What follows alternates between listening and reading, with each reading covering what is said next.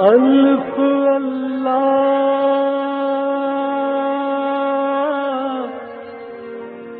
چمبے دی بوٹی میرے من وچ مرشد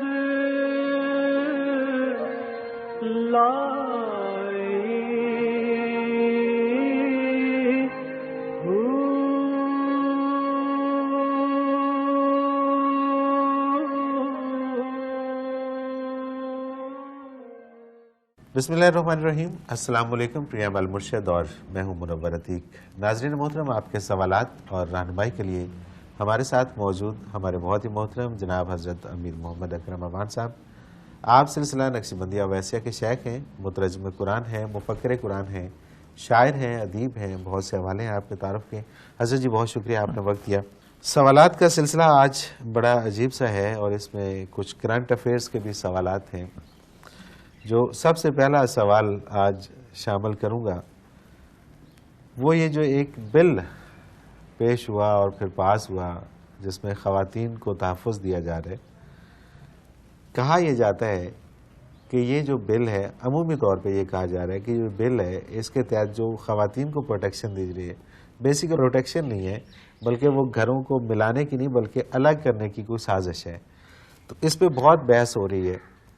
لوگ جاننا چاہتے ہیں کہ اس میں حقیقت کیا ہے، کہ اگر میاں بیوی کے درمیان کوئی تنازع ہوتا ہے تو اس کو اسی طرح سے جس طرح اس بل میں کہا جاتا ہے کہ جی کوئی آئے گا اور میاں کو سزا دے گا اور اس کے بعد پھر وہ اس گھر میں رہے گا، اور پھر ان دونوں کی آپس میں جو تعلقات ہیں وہ کس نوعیت کے ہوں گے؟ الحمدللہ رب العالمین، والصلاة والسلام علی حبیبہ محمد وآلہ وصحبہ اجمعین۔ اعوذ باللہ من الشیطان الرجیم، بسم اللہ الرحمن الرحیم۔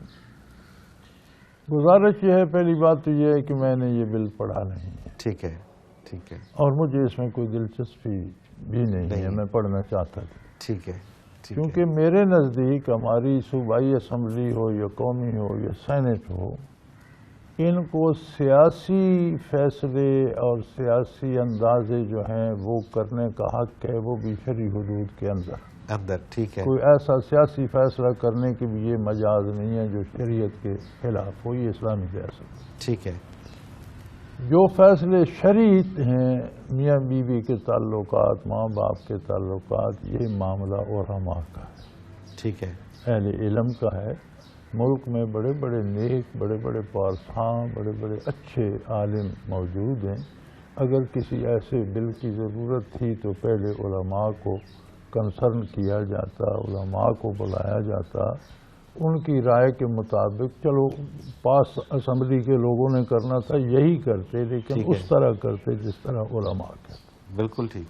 ہماری اسمبلی نہیں تھی جب عورتوں کو حقوق دیے اسلام نے، بالکل صحیح، یہ ممبر نہیں تھے، بالکل ٹھیک۔ کیا حیثیت تھی عورت کی؟ ہندوستان میں مرد کے ساتھ زندہ جلا دی جاتی تھی، بالکل بالکل۔ عرب میں اور مڈل ایسٹ میں بیچی جاتی تھی، شمالی علاقوں میں یا بیچی جاتی تھی یا چھینی جاتی تھی، کیا حیثیت تھی؟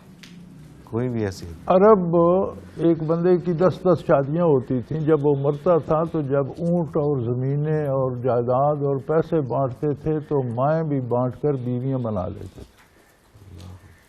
میراث میں تقسیم ہوتی تھی۔ عورت اور مرد کے تعلقات کس نے متعین کیے؟ اللہ کے رسول صلی اللہ علیہ وسلم اور قرآن نے، اسلام نے۔ بے شک، بے شک۔ اور قرآن نے ساری یہ تفصیل، ایک پوری صورت ہے سورۃ النساء، عورتوں کے حالات، صحیح، بالکل، عورتوں کی پوری صورت، عورتوں کی صورت جگہ جگہ دوسری صورتوں میں بھی ہے، لیکن سورہ نساء کا تو نام ہی عورتوں کی صورت ہے۔ بالکل صحیح، بالکل صحیح، اس کو پڑھ لینا۔ ہمارا مسئلہ یہ ہے کہ ہم کہلانا مسلمان چاہتے ہیں، بننا اہل مغرب چاہتے ہیں، نام اللہ کا لیتے ہیں، خوشنودی یورپ کی اور ویسٹ کی چاہتے ہیں، تو ہم یہ چاہتے ہیں کہ ایسے ایسے کام کریں کہ امریکہ خوش ہو، برطانیہ خوش ہو، یورپی یونین خوش ہو۔ اسلام کہتا ہے اس طرح کرو کہ اللہ راضی ہو۔ اللہ اکبر، بالکل ٹھیک، بالکل صحیح۔ قرآن بتاتا ہے کہ میاں بیوی میں جھگڑا ہے تو آپس میں طے کریں، سب سے صحیح۔ قریبی رشتوں کا آپس میں، آپس کا ہے، میاں بالکل ٹھیک۔ بیوی کے حقوق کا دھیان رکھے، بیوی میاں کے حقوق کا دھیان رکھے۔ اس سے بات بڑھتی ہے تو قرآن کہتے ہیں کہ ایک سال اس میاں کے خاندان سے لے لو، ایک بیوی کے خاندان سے لے لو۔ سبحان اللہ، سبحان اللہ۔ وہ بیوی کی بات سن کر اس کی وکالت کرے، وہ خامند کی بات سن کر، اور میوچولی وہ کسی نتیجے پہ پہنچیں کہ کس میں کتنا قصور ہے، وہ اس کی اصلاح کرے اور ان کا سمجھوتا کرا دے۔ سبحان اللہ، بے شک، بے اس شک۔ پہ بھی نہیں ہوتا تو پھر طلاق ہے۔ ٹھیک ہے، طلاق بالکل ٹھیک۔ میں کیا ہے کہ بیوی کی عزت میں بھی فرق نہ آئے، اس پر کوئی الزام نہ لگاؤ، اصل وجہ بتاؤ کہ ہماری آپس میں سوچ نہیں ملتی، طرز عمل نہیں ملتا، فکر نہیں ملتی، پھر اس کو ہر مہینے ایک طلاق دو، ایک مہینے ایک طلاق دو، دوسرے مہینے دوسری طلاق۔ ممکن ہے اس کے درمیان تمہیں خیال آ جائے تو اگر ایک مہینے طلاق دیے تو صرف صلح کی ضرورت ہے، نکاح کی بھی ضرورت ہے۔ ٹھیک ہے، دو ہو گئی ہیں تو آپس میں نکاح کر سکتے ہیں دوبارہ۔ صحیح۔ اگر نہیں گزارا تو پھر تیسری دے کر اچھی طرح سے رخصت کرو اسے، جو تحفے تحائف زیورات وغیرہ دیے ہیں وہ واپس نہ لو تو اچھی بات ہے، بالکل ٹھیک۔ اور بالکل کچھ ٹھیک۔ وہ چاہتی ہے تو اسے دے دلا کے خوش کر کے راضی کر کے دو، یا وہ کوئی چیز ان میں سے خاوند کو خوشی سے واپس کرنا چاہتی ہے کہ اسے تو وہ بھی دے سکتی ہے، دے وہ لے لو، ضرور لے لو جو وہ مرضی سے دے۔ صحیح۔ تو اس طرح دو خاندانوں میں دشمنی نہ پڑے، چونکہ دو افراد میں اختلاف رائے تھا، اب انہوں نے راستے الگ کر لیے تو اس میں دشمنی کی یا جھگڑے کی کیا بات ہے؟ تو یہ الگ ہونا جو ہے یہ بھی خوبصورت طریقے سے ہونا چاہیے کہ اس سے رنجش اور دشمنی نہ بنے۔ بالکل ٹھیک، بالکل ٹھیک۔ اس کے بعد کس بل کی ضرورت کوئی ہے؟ ضرورت ہی نہیں رہتی۔ اور یہ جو ابھی جس طرح سے آپ نے اس کی وضاحت کی ہے، آپ نے بے شک بل نہیں پڑھا، لیکن جنہوں نے یہ سوال کیے ہیں ان کو جواب مل گئے ہیں۔ دیکھیں نا کہ اگر میاں بیوی کی وجہ سے اگر میاں تھانے جائے گا تو بات اعتمادی تو شروع ہو گئی، نہیں، پھر وہ اس کے ساتھ کیسے رہے گا؟ میاں جس دن تھانے گیا اس دن تھانے سے طلاق آئے گی۔ طلاق آئے گی۔ اور یہ کون یہ اس کا برداشت اتنا- کرے گا کہ پولیس والے اس کو پکڑ کر ڈنڈے ماریں اور بیوی کی شکایت تو اس بیوی کو وہ پھر آ کر پیار سوال کرے ہی پیدا نہیں ہوتا، اور یہ کسی کو سمجھ نہیں آ رہی۔ نہیں سمجھ آ رہی ہے ان کو، کیوں کرنا چاہ رہے ہیں اس طرح؟ یورپ کی خوشی کے لیے اپنا گھر لٹا دیں گے، برباد کر دیں گے عورت کی۔ تو آپ دیکھتے نہیں برباد ہو گئے، خاندان برباد ہو گئے یورپین بننے کے لیے کہ جی ہم بالکل انگریز لگ رہے ہیں، اور کیا ہے۔ بالکل ٹھیک، بالکل ٹھیک۔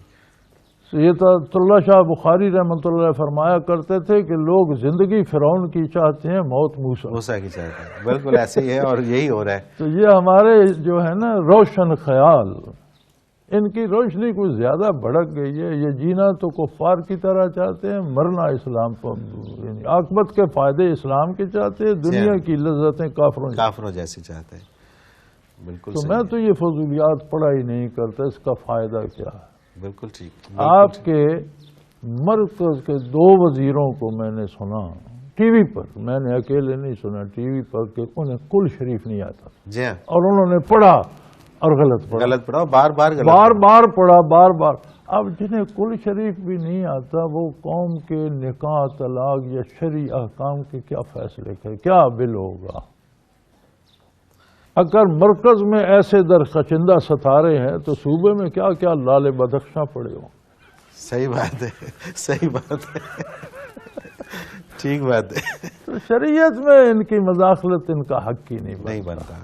اور اگر کرنا ہے، ضروری ہے، تو یہ اہل علم کو جمع کریں، علماء کو جمع کریں، ان کے سامنے مسئلہ رکھیں، انہیں بھی اس میں اسمبلی میں بٹھا کر بات کریں، وہ ان کو رائے دیں، جو وہ رائے دیں اسے سنیں، سمجھیں، اس پر ان سے بحث کریں اور طے کر کے کریں۔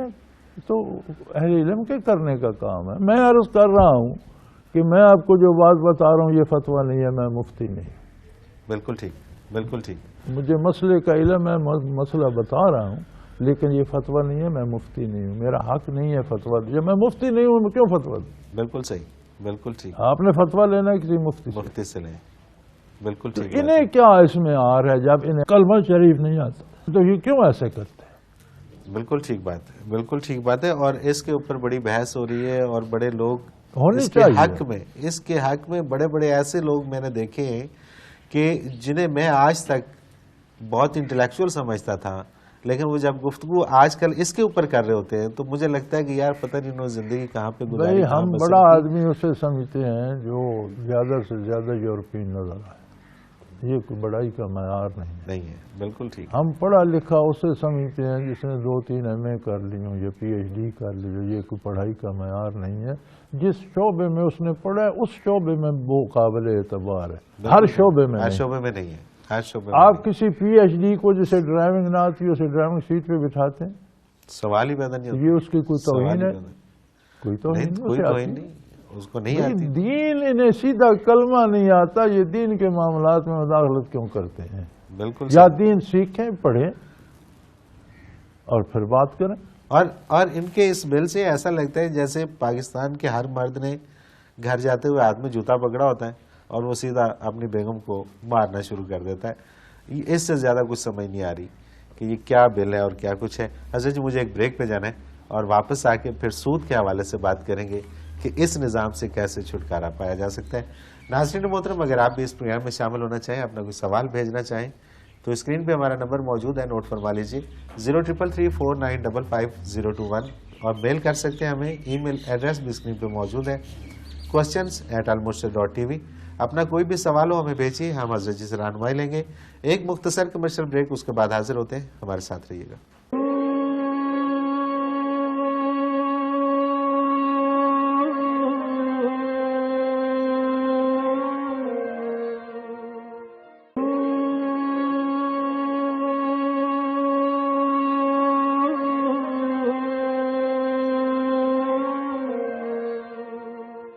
پروگرام میں ایک بار پھر خوش آمدید ناظرین محترم، آپ کے سوالات اور رہنمائی کے لیے ہمارے ساتھ موجود ہمارے بہت ہی محترم جناب حضرت امیر محمد اکرم امان صاحب۔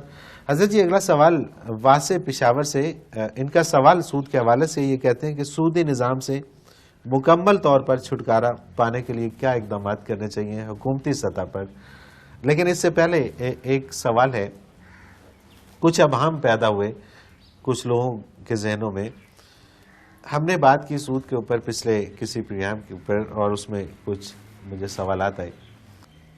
بینک جو پیسے دیتا ہے گھر خریدنے کے لیے، کیونکہ بات یہ ہوئی تھی کہ جو قسطوں پہ جو چیز ملتی ہے وہ سود نہیں ہے، لیکن قسطوں کے اوپر جو طے شدہ چیز ہے، طے شدہ رقم ہے، وہ اگر اتنی واپس کر دیتا ہے تو سود نہیں ہے، اگر اس کے اوپر بھی بڑھا کے اگر کی جاتی ہے تو وہ سود میں آ جاتا ہے۔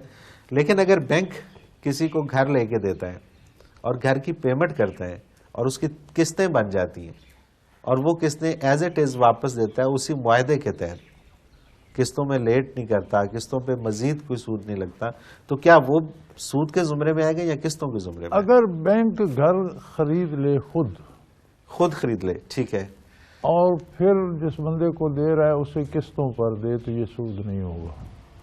اچھا، سود ہوتا ہے رقم پر بڑھوتری۔ ٹھیک ہے، اگر گھر ہم خود خریدتے ہیں، پیسے بینک سے لے کر دیتے ہیں، تو بینک نے ہمیں گھر نہیں دیا، بینک نے ہمیں روپے دیے اور وہ روپاؤں پر اضافہ لے گا، صحیح، وہ بالکل سود ٹھیک ہے، ہوگا۔ بالکل ٹھیک ہے، گھر خریدا ہے میں نے خود، بینک سے میں نے کہا کہ آپ مجھے پیسے دیں، میں نے گھر خریدنا ہے، وہ کہتے ہیں جی آپ کا 30 لاکھ کا گھر ہے، 30 لاکھ تو آپ کو دیں گے، ہم ہر مہینے یا ہر سال اتنا اضافہ لیں گے، ٹھیک ہے، وہ سود ہے۔ بینک اگر گھر خرید، جیسے گاڑیاں دیتا ہے بینک گاڑی اپنی طرف سے منگوا کے دیتا ہے، پیمنٹ گاڑی کی بینک کرتا ہے، بینک کو 10 لاکھ کی پڑتی ہے، وہ قسطوں پہ 12 لاکھ کی دیتا ہے، تو وہ ایک چیز دیتا ہے جو اس نے 10 میں خریدی 12 میں بیچ رہا ہے۔ صحیح، بالکل ٹھیک، جو آپ کو وہ چیز نہیں دیتا، صرف رقم دیتا ہے، اس پہ اضافہ لیتا ہے، وہ سود ہے۔ اگر وہ کوئی چیز دیتا ہے تو قسطوں پہ دیتا ہے تو ظاہر ہے اب اس نقد کی 10 لاکھ کی تھی، قسطوں پر اس پہ اضافہ ہوگا، ٹھیک ہے، تو وہ اس نے چیز دی نا، اور اس کی قیمت پہلے طے ہو گئی کہ ہم اس کا 12 لاکھ لیں گے، آپ اس کی قسطیں بنا لیں، 2-2 لاکھ ہر سال دیں یا کوارٹرلی دیں یا جس طرح وہ، تو وہ جائز ہے۔ صحیح۔ یعنی ایک ہی بینک دو طرح سے اگر کام کر رہے ہیں، ایک طرح سے وہ گاڑی لے کے جس طرح سے خود پرچیز کر کے دے رہا ہے وہ سود کے زمرے میں نہیں آ رہی، دوسری طرف جب وہ کسی مکان کے لیے پیسے دے رہا ہے تو وہ سود کے زمرے میں آ رہی ہے، کیونکہ مکان وہ نہیں دے رہے، وہ پیسے دے رہے ٹھیک ہیں، ہے۔ پیسوں اگر وہ پہ خرید اضافہ۔ لیتے ہیں مکان یا اگر وہ خرید لیں گاڑی کی طرح مکان بینک کا ہو ٹھیک ہے، اور وہ آپ کو دے اور اس کی قیمت میں اضافہ کرے تو وہ قسطیں بن جائیں گی، ٹھیک ہے، بالکل ٹھیک ہے، بالکل ٹھیک ہے۔ یا اپنی کوئی سوسائٹی اگر کوئی بینک لانچ کرتا ہے اور اس سوسائٹی کو سیل کرتا ہے تو وہ بھی قسطوں کے زمرے میں قسطوں آئے کے گا، زمرے میں آئے گی، بالکل ٹھیک ہے۔ اسی طرح جی اصل اصول یہ ہے نا کہ جب آپ رقم دیتے ہیں اور اس پر اضافہ یا بڑھوتری لیتے ہیں تو وہ سود۔ آپ کوئی چیز دیتے ہیں تو گاہک کے پاس اس میں گاہک کی چوائس نہیں ہے، ٹھیک ہے، ٹھیک ہے، آپ کوئی چیز بیچتے ہیں گاہک کے پاس چوائس ہے کہ آپ کہتے ہیں میں یہ 12 لاکھ کی گاڑی دے رہا ہوں، وہ کہتے ہیں جی باہر سے مجھے 10 کی ملتی ہے، میرے پاس 10 لاکھ ہے، میں لے لوں، no problem۔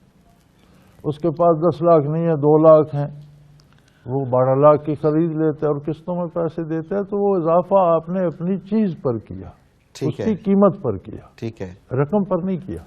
صحیح، رقم پر اضافہ سود ہے، صحیح، صحیح، چیز کی قیمت آپ کی، آپ نے خریدی، آپ کو مل گئی، اب آپ نے بیچنی ہے، قیمت آپ کی مرضی کی ہوگی، آپ نقد سستی دیتے ہیں، ادھار لیتے ہیں، مہنگی دیتے ہیں، تو یہ آپ کی پسند ہے، ٹھیک ہے، وہ چیز لے رہا۔ ٹھیک ہے، اگر وہ قسطیں لیٹ ہوتی ہیں اور ان پر پھر اضافہ لگتا ہے تو وہ سود ہو۔ وہ سود کے زمرے میں آتا ہے، بالکل ٹھیک ہے۔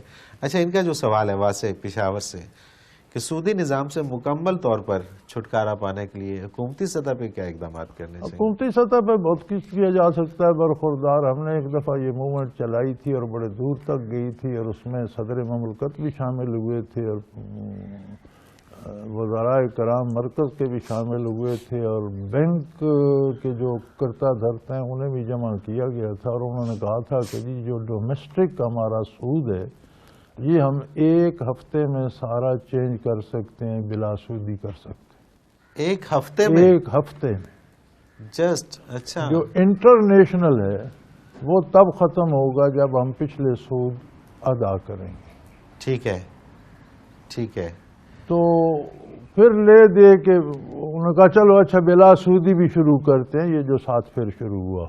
اچھا، اچھا، پھر اس کے بعد افغانستان پہ روس چڑھ دوڑا، پھر وہ امریکہ آ گیا، پھر وہ حالات ادھر چلتے رہے۔ تو حکومت کرنا چاہے تو کر سکتی ہے، اور اگر حکومت کرنا چاہے، یہ بھی میں نے مشورہ حکومت کو، میں نے یہ غلطی کی تھی، گناہ کیا تھا کہ لوگوں سے کہو وہ آپ سود کے پیسے لوگ آپ کو دے دیں گے، جتنا ملک پہ قرض ہے وہ ادا کر، سود ادا کر دو، ایسے بلا سودی کر دو۔ کیا بات ایک سکیم آئی تھی قرض اتارو ملک سنوارو، جی سنوارو، ہاں، یہ میرا جی ہاں، گناہ تھا، اچھا، اور جب وہ پیسے آئے تو آج تک کسی کو پتہ ہی نہیں کہ وہ کس غار میں غرق ہو گئے۔ حالانکہ سکول کے بچوں نے جیب خرچہ بھی دیا تھا، بوڑھوں نے پینشن بھی دی تھی، بچیوں نے زیور بھی دیے تھے، لیکن پھر آج تک پتہ نہیں چلا کہ اسے کون کھا گیا۔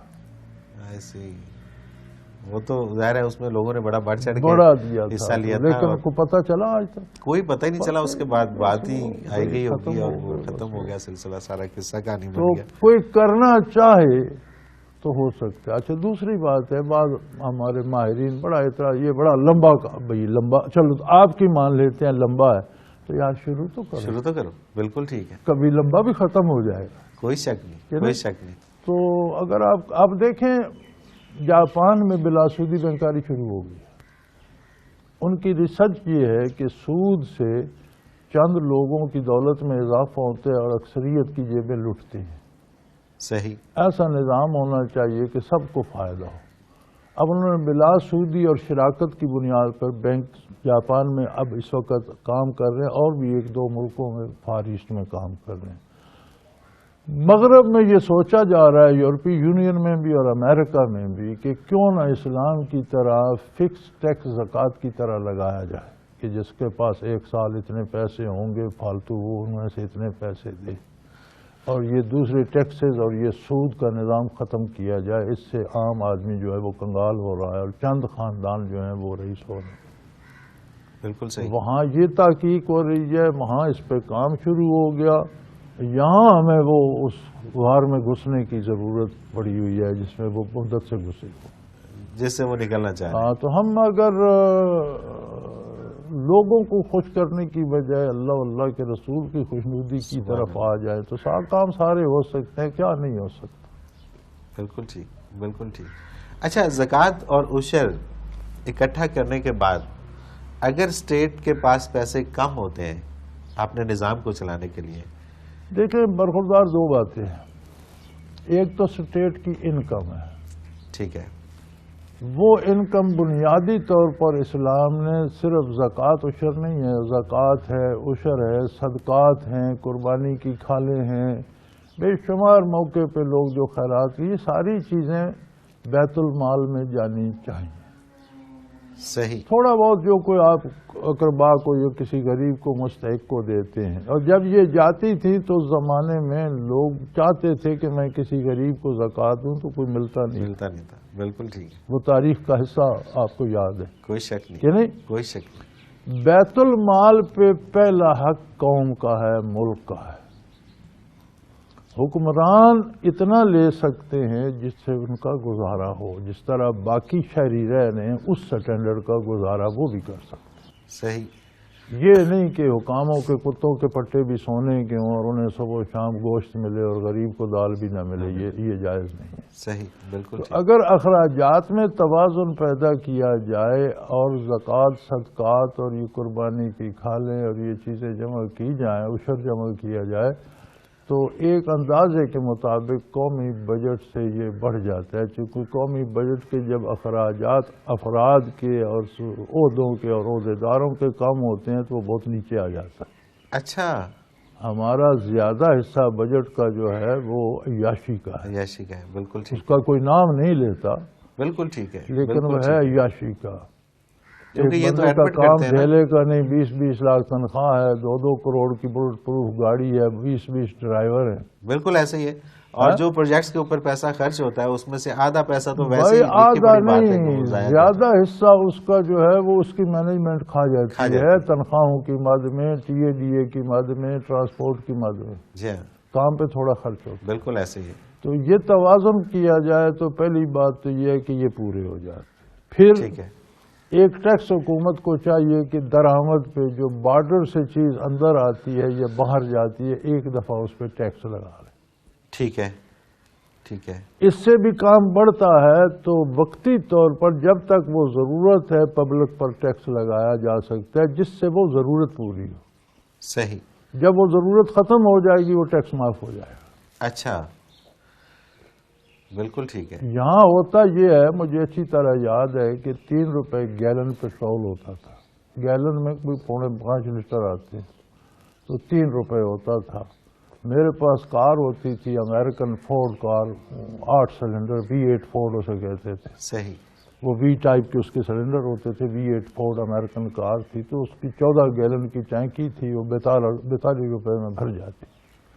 تو میں نے پیٹرول، اس وقت پیٹرول پمپ بھی بجلی کے بہت کم ہوتے تھے، اس طرح ہینڈل سے گیڑتے تھے اور 1 گیلن بھر گیا وہ ادھر الٹا اور دوسرا گیڑنا شروع۔ اچھا، تو اس نے مجھے بل دیا تو اس پہ 4 روپے گیلن ریٹ تھا، تو میں نے کہا یار یہ 3 روپے کے 4 کر دیے۔ تو اس نے کہا جی ڈھاکہ میں فلڈ آیا ہے، دریا پانی شہر کے اندر چلا گیا تو 1 روپیہ وہ ڈھاکہ کے لیے ٹیکس لگا ہے صحیح، ایسٹ پاکستان میں۔ ٹھیک ہے، ڈھاکہ الگ ہو گیا، بنگلہ دیش بن گیا، وہ روپیہ ابھی تک ابھی تک وہ پیچھے نہیں ہے، نکالا نہیں کسی۔ بالکل ٹھیک ہے، تو اس طرح کے نہ ہو، صحیح، صحیح، یعنی بالکل ٹھیک، بالکل ٹھیک، اب جو کمی کی گئی ہے تیل کی قیمتوں میں تو عالمی مارکیٹ نے کمی کی ہے، تو وہ کہ انہوں نے وہ روپیہ نہیں نکالا، وہ جو ڈھاکہ کے وہ نہیں نام پر نکالا، تھا وہ تو بالکل۔ وہ نکالا۔ اگر نکالتے تو پھر تو یہ 30 روپے پہ آ جانا تھا، لیکن پھر بھی ان کی مہربانی، اگر یہ نہ بھی کرتے، اتنا بھی نہ کرتے تو ہم نے ان کو کیا کر لینا تھا، یہ بھی ان کی مہربانی تھی۔ تو اگر ضرورت پڑے، جنگ آ جاتی ہے، کوئی ایسا مسئلہ بن جاتا ہے تو آپ حکومت ٹیکس لگا سکتی ہے، لیکن اتنا جتنا چاہیے، لمیٹڈ پیریڈ، اور وہ وقت گزر جاتا ہے تو وہ ٹیکس از خود معاف ہو جائے، معاف ہو جاتا ہے۔ بالکل ٹھیک، بالکل ٹھیک۔ عزیز جی مجھے ایک بریک پہ جانا ہے۔ ناظرین محترم، اگر آپ بھی اس پروگرام میں شامل ہونا چاہیں، اپنا کوئی سوال ہمیں بھیجنا چاہیں تو اسکرین پہ ہمارا نمبر موجود ہے، نوٹ فرما لیجئے 033349555021 اور اگر ہمیں میل کرنا چاہیں تو ای میل ایڈریس بھی اسکرین پہ موجود ہے questions@almurshid.tv. آپ کا کوئی بھی سوال ہو ہمیں بھیجیے، ہم حضرت جی سے رہنمائی لیں گے. ایک مختصر کمرشل بریک، اس کے بعد حاضر ہوتے ہیں. ہمارے ساتھ رہیے گا.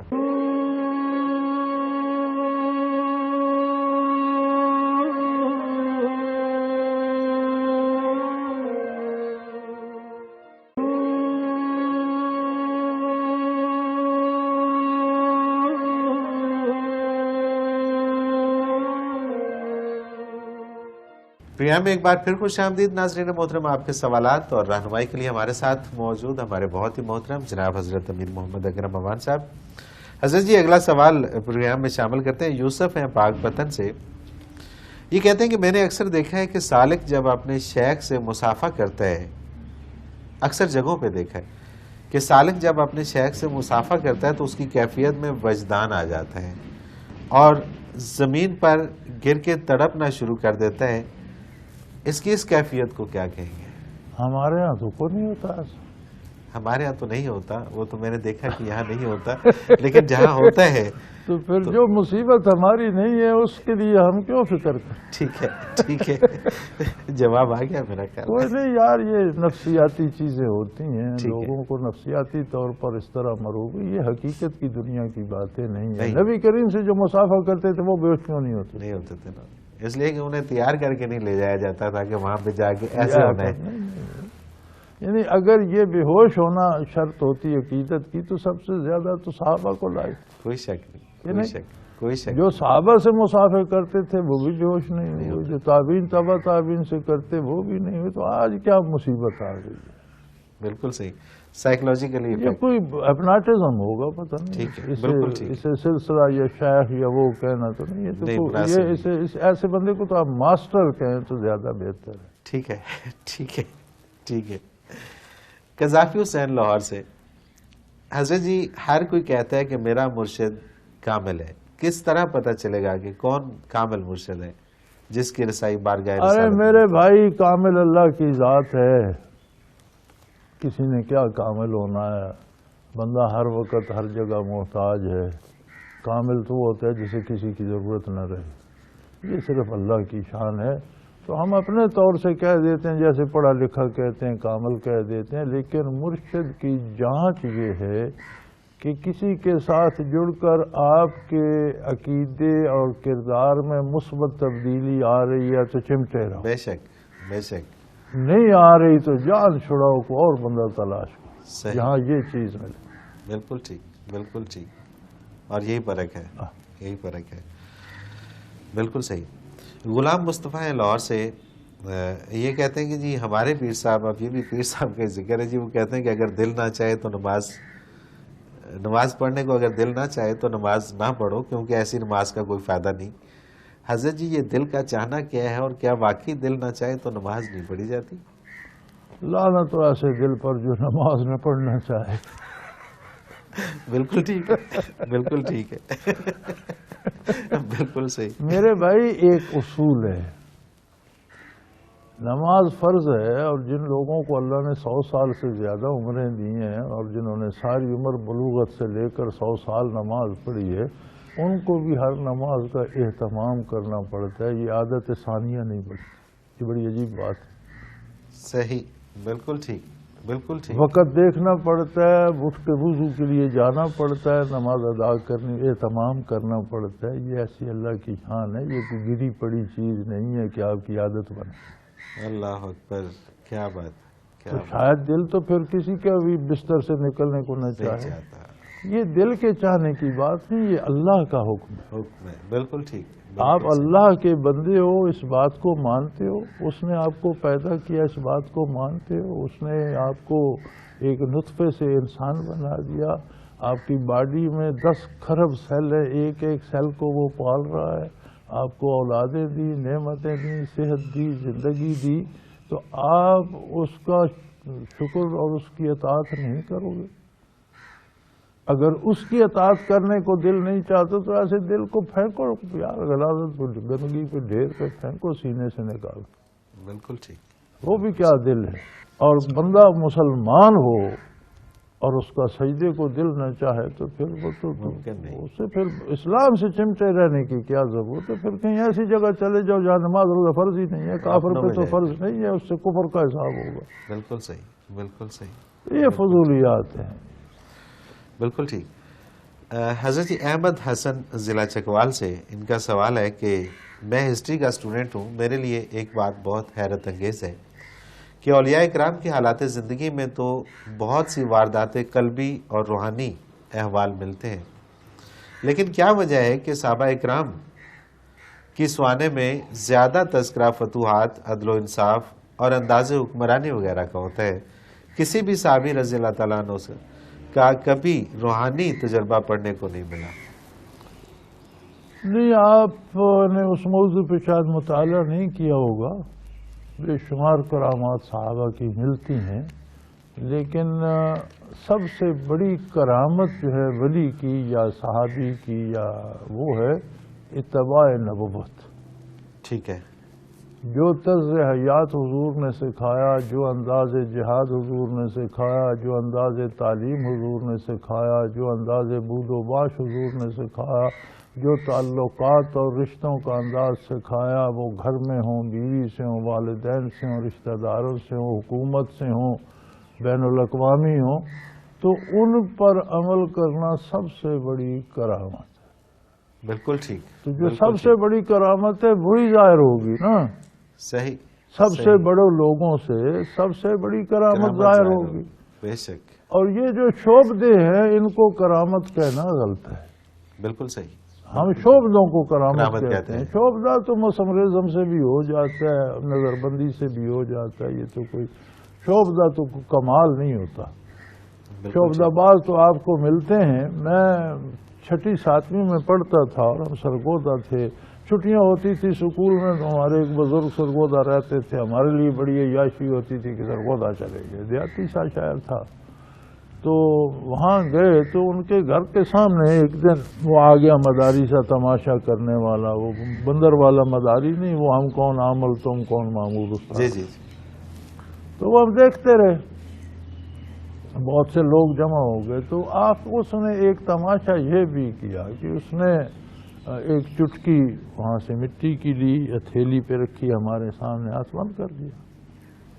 پھر اس نے وہ تھوڑی دیر کچھ پڑھتا رہا اور جھولے سے ڈھونڈتا رہا تو ایک اجنی سی لکڑی نکالی، پھر کچھ پڑھ کے اس طرح اس نے ہاتھ کھولا تو اس وقت چاندی کے روپے ہوتے تھے برٹش عہد کے، وہ ان میں 2 پڑ ہوتے تھے، درمیان لکیر ہوتی تھی۔ اچھا۔ تو وہ 2 پڑ کا روپیہ اتنا بڑا چاندی کا، تو مجھے بڑا پہلا خیال آیا کہ یہ اتنا امیر آدمی ہے تو یہ پھٹے کپڑے پہن کر تماشے کیوں کر رہا ہے؟ خاک کی چٹکی سے روپیہ اس وقت ملتا نہیں تھا، ہمیں پیسہ ملا کرتا تھا، سکول جاتے تھے اور دھیلے کی چیز لیتے تھے دکان سے، تفریح کے وقت دھیلا واپس کرو، چھٹی کے وقت لیں گے، اتنی مونگ پھلی ملتی۔ کیا بات ہے۔ تو قدرتی میرے ذہن میں یہ عجیب بات ہے، اتنا امیر آدمی ہے، پھٹے ہوئے کپڑے ہیں، خاک پہ لیٹا ہوا ہے اور یہ کر رہا ہے، تماشے کر رہا ہے، کیا ضرورت ہے؟ تو پھر اس نے اپنی وہ تماشا ختم ہوئے چادر بچھائی اور سوال کیا، پیسہ 2 پیسے۔ اس وقت پیسہ بڑی چیز ہوتا، یہ پیسہ 2 تو میں نے کہا یہ سارا جھوٹ تھا، یہ سچ ہوتا تو یہ پیسہ کیوں مانگتا؟ کیا بات ہے، بالکل صحیح، بالکل صحیح۔ تو یہ شعبدے ہوتے ہیں اور سارا جھوٹ ہوتا ہے، کرامات ہوتی ہیں۔ سب سے بڑی کرامت ہے اطاعت الہی، سب سے بڑی کرامت ہے اتباع پیغمبر، جس میں جتنا ہے وہ صاحب کرامت۔ بے شک۔ صحابہ میں سب سے زیادہ، اسے آپ کرامت نہیں سمجھتے، اصل کرامت تو وہی ہے، بالکل صحیح، بالکل صحیح۔ تو ضرورت کے وقت جن کرامات کا ظہور ہوتا رہا وہ بڑی عجیب بات ہے۔ آپ کو سورج کے وقت ستارے کیوں نہیں دکھائی دیتے؟ کیا آسمان سے غائب ہو جاتے ہیں؟ وہ تو رہتے ہیں، رہتے تو وہی ہیں نا۔ رہتے تو وہی ہیں۔ صحابہ سورج کے سامنے تھے، سبحان اللہ، ستاروں کی طرح کم نظر آتے تھے۔ بے شک، بے شک، کوئی شک نہیں۔ خورشید نبوت تھا تو کم نظر آتے ہیں۔ اسی طرح اصل کرامات تو انہی کے پاس ہیں۔ تو ویسے کرامات کو اگر آپ اس تاریخ اسلام سے صحابہ کی کرامات کو جمع کریں گے تو وہ بھی بے شمار ہے۔ بالکل ٹھیک۔ صرف اپنا انداز جو ہے پڑھنے کا یا سوچنے کا سوچنے وہ کا تھوڑا وہ بدلنا مختلف پڑے گا. آپ وہی نہیں، چیزیں دیکھ اصل رہے ہیں. ہمارے ہاں نقص ہو گیا کہ ہم شعبدے کو کرامت شعبدے کو سمجھنے کرامت لگ سمجھتے گئے ہیں، ہیں. تو شعبدہ وہاں تو نہیں ہے نا، بنیادی غلطی یہاں پر ہو یہاں رہی پر ہے. کہ ہم ہم یہ جتنے لوگوں نے کرامات اولیاء پہ کتابیں لکھی ہیں یہ غیر صوفی، صحیح بالکل. اور اگر کسی صوفی نے لکھی ہے تو آپ کشف المعجوم پڑھیں، اس میں ایسی خرافات نہیں ہوں گی. جی ہاں، صوفی کی لکھی ہوئی لکھی ہوئی ہے. بالکل ٹھیک ہے، بالکل ٹھیک ہے، یہ نہیں. بالکل صحیح. تو جو غیر صوفیوں نے لکھی ہیں، اس نے کسی نے چھینک ماری تو اس نے لکھ دیا جی لوگ چھینکتے ہیں تم کو سر جھٹکتا ہے، حضرت چھینکتے تھے تو سر نہیں جھٹکتا، کرامت ہوگی. یار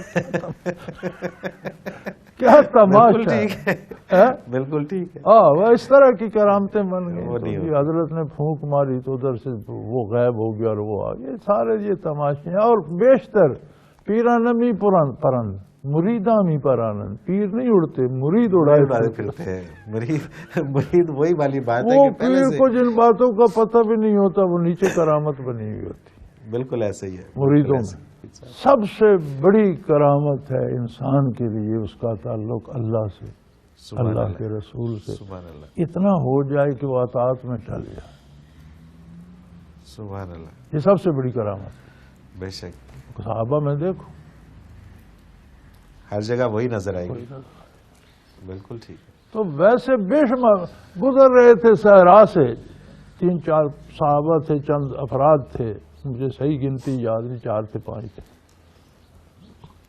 خانہ بدوشوں کی جھونپڑی تھی. انہوں نے دیکھا کوئی نیک لوگ ہیں، بڑے منور چہرے ہیں، تو وہ بھاگتے آئے. انہوں نے کہا ہمارے ایک بندے کو سانپ نے ڈس لیا اور ہم ہر ہربہ جڑی بوٹی استعمال کر چکے ہیں، اسے فاقہ نہیں ہو رہا، کچھ آپ سے ہو سکے تو اس کا علاج کر دی.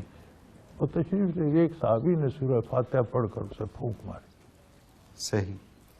وہ تندرست ہو گیا. سبحان اللہ. اب ان کے پاس بھی بڑے علاج تھے اور ٹوٹکے تھے. خانہ بدوشوں کا روز کا سابقہ ہوتا ہے اور وہ کرتے رہتے ہیں. انہوں نے کہا یار بڑے کمال کے لوگ ہیں. تو انہوں نے 20 بکریاں انہیں دیں شرینی میں صحیح. کہ ہمارا مریض آپ نے ٹھیک کر دیا. تو انہوں نے کہا یار یہ لینا جائز ہے کہ نہیں؟ تو ایک نے کہا کہ لے لو، لے کے چلتے ہیں حضور کی خدمت میں، وہاں پوچھ لیں گے، جائز ہوں گی تو کھا جائیں گے، نہیں جائز ہوں گی تو آ کے واپس کر جائیں گے، پتہ تو ہے. صحیح بالکل ٹھیک. وہ لے لیا. وہاں لے گئے بارگاہ رسالت میں عرض کی یا رسول اللہ ہم 20 بکریاں لائے ہیں، واقعہ یہ ہوا ہے. آپ نے فرمایا تمہیں کس نے بتایا تھا کہ سورۃ فاتحہ دم بھی ہے؟ سبحان اللہ. یا رسول اللہ دل میں بات آ گئی. جب انہوں نے کہا تو میرے دل میں بات آئی، مجھے اور تو آتا کچھ نہیں تھا، میں نے سورۃ فاتحہ پڑھ کے دم کر دیا، ٹھیک ہو گیا.